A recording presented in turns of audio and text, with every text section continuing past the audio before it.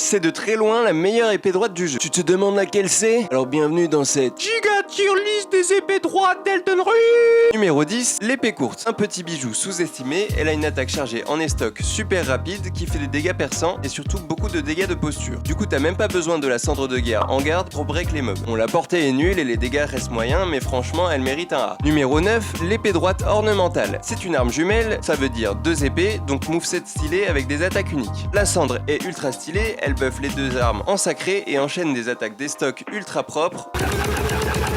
En bonus, il y a 110 de multiplicateur de dégâts critiques. Le seul vrai défaut, c'est que les dégâts sont pas fous. Mais elle a du flow, c'est un A. Numéro 8, l'épée longue. Un peu comme ma...